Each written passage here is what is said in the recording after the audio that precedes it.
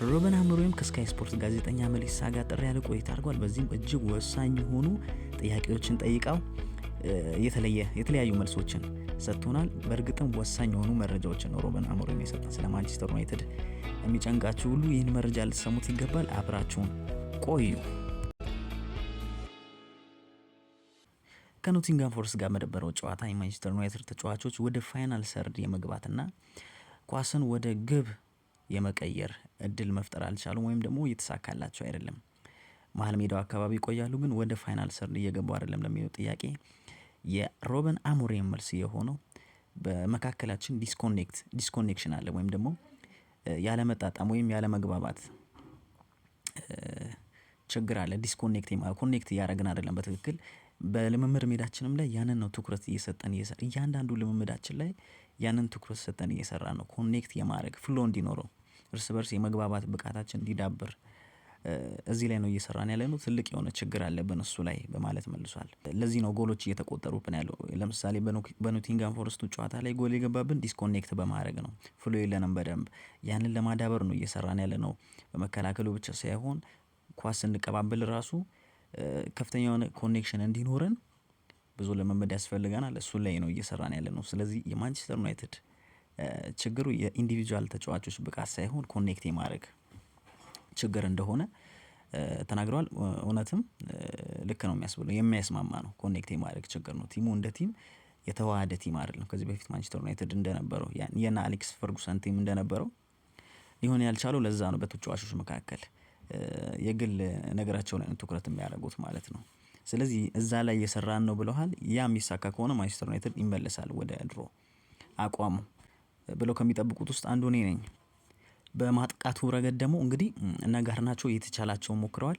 2 እና 3 ተጫዋቾችን አብዛኛው ብዙ ተጫዋቾችን ወደ ፋይናል ሰርድ ለማስገባት ነው ልምምድ ላይ እየሰራን ያለ ነው። ይህንንም እያደረግን ነበር። ባለፈውም ሞክረዋል። ከኖቲንጋም ፎረስት ጋር በነበረው ጨዋታ ተጫዋቾች በጣም ይሞክራሉ በግላቸው። ጋርናቾ በጣም ሹት ያደርጋል፣ ነገር ግን ኳሊቲ አልነበረውም። ለዛ ነው ይሄ የተፈጠረው በማለት ተናግረዋል። በእርግጥም እውነት ነው። ብዙ የማጥቃት እንቅስቃሴ ላይ ብዙ ተጫዋቾች እንዲገቡ መደረጉን ያስተዋል ነው ነበረ በኖቲንጋም ፎረስት ላይ። እዚህ ላይ እንሰራለን ብለዋል ማለት ነው። ቀጠለች ጋዜጠኛዋ። በማንቸስተር ዩናይትድ ተጫዋቾች መካከል ያለው ወይም ደግሞ በማንቸስተር ዩናይትድ ቤት ውስጥ ያለው የሳይኮሎጂ ችግር ነው። ምናልባትም ተጫዋቾች የተራቡ አይደሉም፣ ለማሸነፍ ተነሳሽነት የላቸውም፣ አይምሯቸው ስነ ልቦናቸው ዝግጁ አይደለም ተብሎ ይታማል። ይሄ ነገር እውነት ነው ወይ? ምክንያቱም እንደዛ ነው የሚያስመስለው ብላ ለጠየቀችው ጥያቄ የተነሳሽነት ጉዳይ ሳይሆን የተቻላቸውን ያክል ይሰራሉ። ወደ ማጥቃት ውስጥ ብዙ ተጫዋቾች እንዲገቡ እያደረገ ነው። በማጥቃት ረገድ ብዙ ተጫዋቾች እንዲገቡና ጎል እንዲሞክሩ ወደዛ አካባቢ እያደረግን ያለ ነው። ነገር ግን ለምሳሌ ጋርናቾ ብዙ ሞክረዋል። ኳሶች እየተመቱ ነበር በኖቲንጋም ፎረስት ጨዋታ። ነገር ግን ኳሊቲ የላቸውም ሹቶቹ። ለዛ ነው እንጂ ተጫዋቾች ሳይረቡ ቀርተው አይደለም። ያንን አስተካክለናል። ሹት የሚያረቡትን ኳስ ወደ ጎል የሚልኩትን ኳስ ኳሊቲ መጨመር ላይ እሱ ላይ ብቻ ነው ችግር እንጂ እየሞከሩን ተጫዋቾች ባላቸው አቅም የሚል አስተያየት ሰጥተዋል። ከፊት ከሊዮን ጋር ወሳኝ የሆነ ጨዋታ አለባቸው በአውሮፓ ሊግ።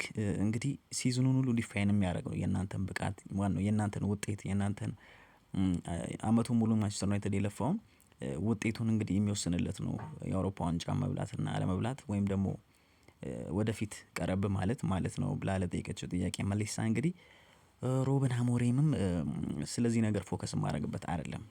አሁን የሚያሳስበኝ ቀጣይ ስላለው ጨዋታ ሳይሆን በቅርቡ ስላለብን ከማንቸስተር ዩናይትድ ጋር ስላለው ጨዋታ ነው። ስለ ኔክስት ጌም አላወራም። ስለዛኛው ጨዋታ ማወራው ጨዋታው ሲደርስ ነው እንጂ አሁን ቀድሞ የማንቸስተር ዩናይትድ ከሲቲ ጋር ያለው ጨዋታ አለ። ስለሱ ነው የሚያሳስበኝ በማለት ስለ እንደዚህ አይነት ነገር ተጫዋቾቹን ፑሽ አላረጋቸውም በማለት መልሰዋል ማለት ነው። እንግዲህ በመጨረሻም ወሳኝ የሆነውን ጥያቄ ጠይቀዋለች። እንግዲህ ሰመር መጥቷል ለማንቸስተር ዩናይትድ። እንግዲህ ቢግ ሰመር ነው የምንለው ሁል ጊዜ እንዳለመታደሉ ነው በየአመቱ እየደጋገም ነው ቢሆንም ያለው ውጤት። ነገር ግን ቢግ ሰመር ይባላል። በእኛ የክረምት ዝውውር መስኮት ይባላል። እንግዲህ እነሱ በጣም ነው የሚጠብቁት። ይህንን ጥያቄ ጠይቀው ነበረ ምን አስበሃል ስትል ሩበን አሞሪምም እንግዲህ ሰመር ላይ እንግዲህ ከክለብ ወርልድ ካፕ ውጪ ስለሆነን እኛ ሌሎች ክለቦች ብዙ እንደዚህ አይነት ውድድር ስላለባቸው እኛ አድቫንቴጅ ይኖረናል ብዙ ለማሰብ ፕሪሲዝን ዝግጅት ይኖረናል። ያንን በደንብ እንጠቀማለን። ቲማችንን አዳብረን ወደ ቀጣይ አመት ወደ ቀጣይ ሲዝን በሙሉ ብቃት በተሻለ ብቃት ለመግባት እድል ይኖረናል። እንጠቀምበታለን ልምምዱን በሚገባ።